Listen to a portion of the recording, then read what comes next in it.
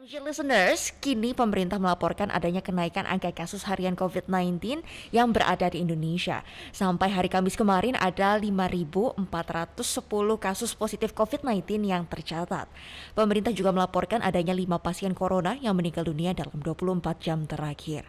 Berdasarkan data vaksinasi Kementerian Kesehatan per 21 Juli 2022 pukul 12 waktu Indonesia Barat, jumlah warga yang telah menerima vaksin dosis pertama sudah sekitar 202 juta orang atau 97%, sedangkan dosis ketiga jumlah warga yang menerima vaksin sudah sekitar 53 juta orang atau 25,7% dari total penduduk Indonesia.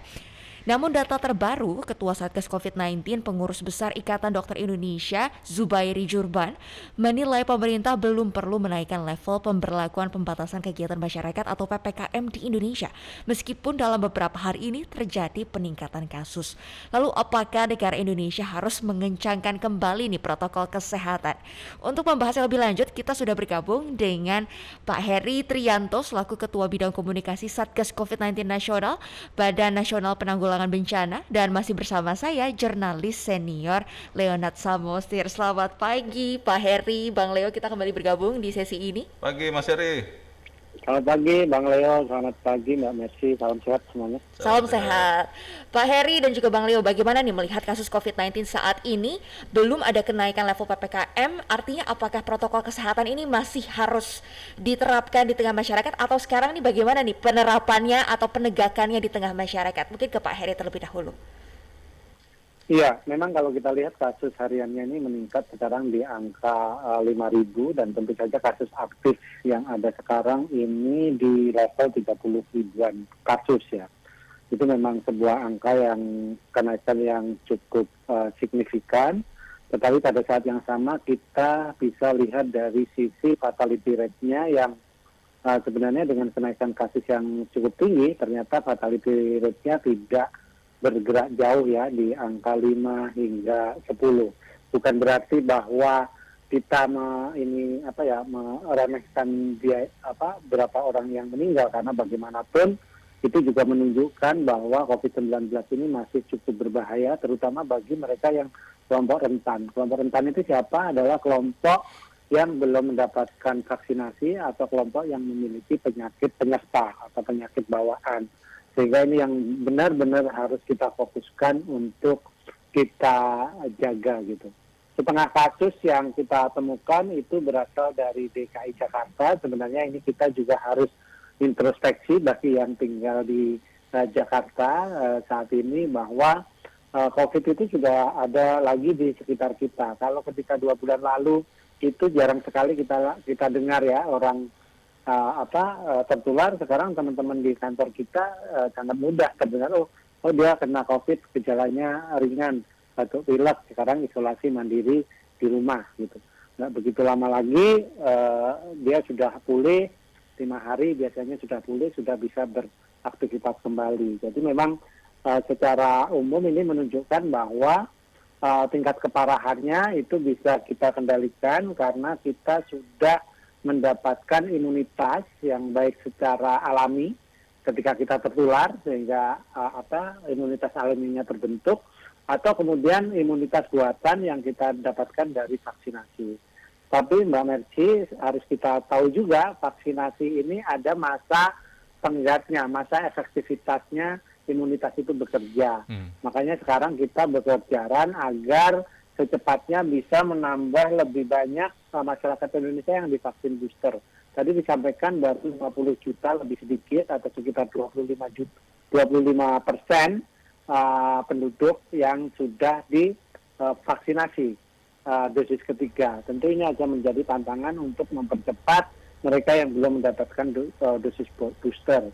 Karena itu juga diberlakukan ketentuan bagi pelaku perjalanan untuk meningkatkan proteksi mereka dari tingkat keparahan jika tertular ketika melakukan mobilitas, itu menjadi syarat perjalanan ya. Okay. Sekarang kalau mau ke luar kota, mau naik kereta, mau naik itu mereka harus vaksin 3 kali. Demikian Bang. Baik, Pak Heri, tadi Bapak katakan bahwa vaksin COVID-19 ini ada masa efektivitasnya. Nah, ini berapa lama ya Pak? Iya, kalau sejumlah penelitian menunjukkan itu hingga 6 bulan setelah vaksin. Jadi sebelum itu atau 4 atau 5 bulan itu bisa dilakukan booster lagi kayak gitu. Jadi kita bisa hitung kalau kira-kira kita vaksin keduanya itu bulan uh, Januari itu rasanya kita bulan Juni atau Juli ini harus sudah mendapatkan vaksinasi booster. Seperti itu. Jadi untuk mengetahui itu sebenarnya masyarakat bisa melakukan tes laboratorium untuk mengukur titer antibodi. Sejauh mana dia memiliki antibodi terhadap virus COVID-19. Tetapi secara penelitian umumnya memang menunjukkan pada jangka tertentu imunitas itu akan berkurang, sehingga ini juga bisa menjelaskan kenapa kemudian sekarang jumlah mereka yang tertular itu juga meningkat, selain tentu saja dari berkembangnya varian baru dari virus ini. Oke, baik. Kalau menurut Bang Leo sendiri bagaimana nih Bang, dengan penularan COVID yang tinggi, nampaknya masyarakat ada sebagian yang pengen banget booster, tapi ada sebagian besar juga yang nampaknya mau tidak mau booster gitu loh Bang. Kelihatannya kalau dulu maksudnya tahun 2020 awal-awal COVID, apalagi tahun lalu Delta, kita itu sangat sebagian besar orang Indonesia itu tahu betul siapa Mas Heri dan teman-teman dari Satgas COVID, karena semuanya benar-benar memperhatikan, mengikuti arahan. Tapi kalau sekarang ini, sorry nih Mas Heri dan teman-teman, orang-orang tuh sudah lupa ada COVID. Dan ini terus terang saya juga menyayangkan, karena pemerintah sempat mengumumkan bahwa boleh tidak pakai masker di luar ruangan.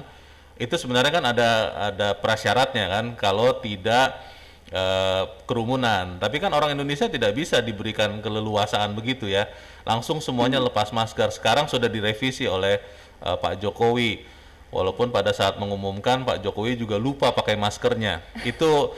Dan ada beberapa menteri nih saya perhatikan juga ketika sidak di lapangan, di pasar atau di mana, itu satu tim yang bersama dengan menteri itu semuanya pakai masker kecuali menterinya, karena mungkin merasa ini kan di luar ruangan aman. Nah, maksud saya usul Mas Heri dan teman-teman di Satgas, sampaikanlah bahwa ini tetap berbahaya walaupun efeknya tidak berat, supaya kemudian setidak-tidaknya dari 3M, dari 5M, 7M, itu yang 1M itu masker itu tetap dipakai. Karena saya kalau ketemu orang-orang, mereka bilang, loh pemerintah kan Pak Jokowi kan bilang udah boleh nggak pakai masker, katanya harus lepas masker, malah ada yang memelesetkan begitu. Nah, tapi ya sudahlah, orang Indonesia kan katanya gampang lupa juga ya.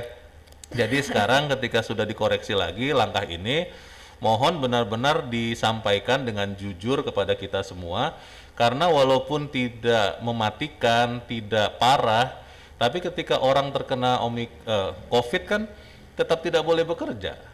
Itu kan mengganggu ekonomi juga, mengganggu orang-orang yang lain yang harus mengcover pekerjaannya. Nah, saya berpikir Satgas mohonlah Mas Heri dan teman-teman bersuara lagi, lebih kuat lagi. Saya tahu sih memang susah, karena kita semua sudah jenuh, sudah lelah, ingin ekonomi membaik, tapi ya kalau kemudian narasinya atau pesan yang disampaikan, pakai masker, hati-hati ya, tapi memang yang meninggal tidak banyak sih, keparahannya tidak parah sih. Ya masyarakat akan memilih untuk tidak pakai masker kalau begitu. Ya nggak Mas Heri? Bagaimana Mas Heri tanggapannya? Iya, jadi memang benar. Jadi memang ini tadi saya bicara tentang data aja, tetapi sebenarnya kita tidak pernah mengatakan bahwa COVID itu sudah tidak berbahaya. Sebenarnya virus COVID Omicron ini, kalau dari berbagai macam diskusi dengan para epidemiolog, itu juga tidak lebih jinak gitu ya dibandingkan virus pertama ketika masuk di Indonesia. Bahayanya sama. Kenapa ya? Sebenarnya sama gitu. Ketika dia menyerang orang-orang yang yang rentan tadi ya, yang rentan, yang belum divaksin, kemudian punya penyakit bawaan, karena buktinya setiap hari ada yang meninggal. Betul. Dari mereka yang kena COVID. Ini yang kemudian memang harus digarisbawahi. Saya setuju sama Bang Leo bahwa COVID ini masih ada, jadi kewaspadaan itu adalah sebuah keharusan.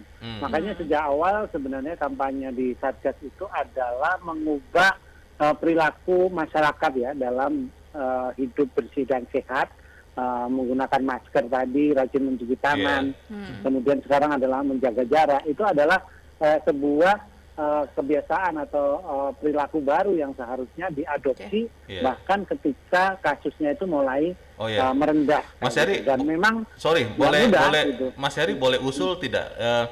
Kami kan di televisi ya, itu sekarang pakai masker lagi ketika siaran. Itu sebetulnya kalau mau enak-enakan sih sangat pengap ya, jujur saja. Tapi karena kita ingin memberikan contoh juga kepada masyarakat, kami tetap menggunakan masker. Tapi kan televisi ada banyak dan saya lihat banyak juga yang sudah tidak pakai masker lagi, Mas. Nah, boleh tidak tolonglah diingatkan kepada lembaga-lembaga penyiaran yang terlihat ya, kalau radio seperti ini kan tidak terlihat ya, kepada TV-TV dimintalah bantu untuk sama-sama kampanye pakai masker. Saya sering lihat beberapa tayangan, tentunya bukan di TV kami, itu penyiarnya bilang pakailah masker, tapi dia bilang ketika tidak pakai masker sama sekali. Itu kan jadi lucu begitu. Bisa mungkin ya Mas Heri ya? Iya, jadi sebenarnya saya ingat itu waktu awal-awal COVID kita berkumpul dengan KPI, kemudian Asosiasi Televisi untuk membuat konsensus bersama gitu. Kira-kira apa yang harus kita lakukan, karena memang TV ini kan kita tahu ya kultur masyarakat Indonesia itu pandang dengar, jadi sangat visual. Iya, gitu kan. betul. Kami sangat berterima kasih dengan TV-TV yang kemudian sangat konsisten dalam menjaga. Bahkan saya lihat juga reporternya ketika melaporkan dari tempat terbuka dan sepi, mereka memakai masker gitu. Ini menunjukkan itu kan sebuah tanda darurat juga sebenarnya, bahkan pakai masker itu bahwa ada sesuatu yang kita hindarkan. Ya, saya setuju untuk kemudian kita duduk kembali menyamakan persepsi tentang bagaimana kita memakai masker ini, dan kita tunjukkan dengan contoh. Jadi selama ini kerjasama dengan media sangat bagus, bahkan atlet-atlet yang disampaikan melalui radio dan TV itu biasanya disupport oleh Satgas gitu.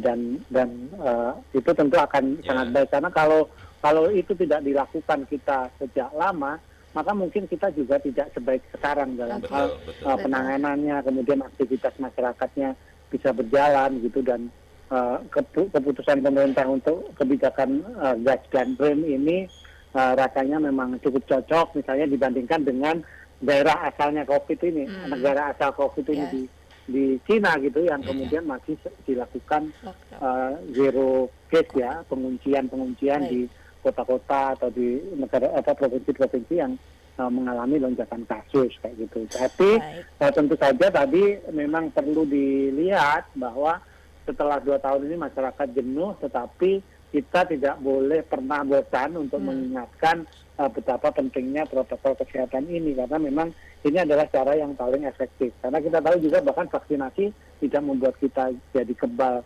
terhadap penularan gitu kan. Yang membuat kita kebal terhadap penularan itu sebenarnya ketika kita memakai masker dengan benar. Betul. Jadi memang masker ini kuncinya ya, di 80%-nya itu di masker, kemudian yang lain itu kebiasaan-kebiasaan lain yang untuk mendukungnya. Demikian. Baik, terima kasih sudah bergabung dengan kami Pak Heri Trianto selaku Ketua Bidang Komunikasi Satgas COVID-19 dan juga jurnalis senior Media Group, Bang Leonard Samosir. Ini sangat Heri, menarik. Merci. Tapi durasi sangat terbatas ya, kita semoga bisa ada waktu lain waktu untuk bisa berdiskusi lagi. Salam sehat Pak Heri, sukses, selamat kembali melanjutkan aktivitas.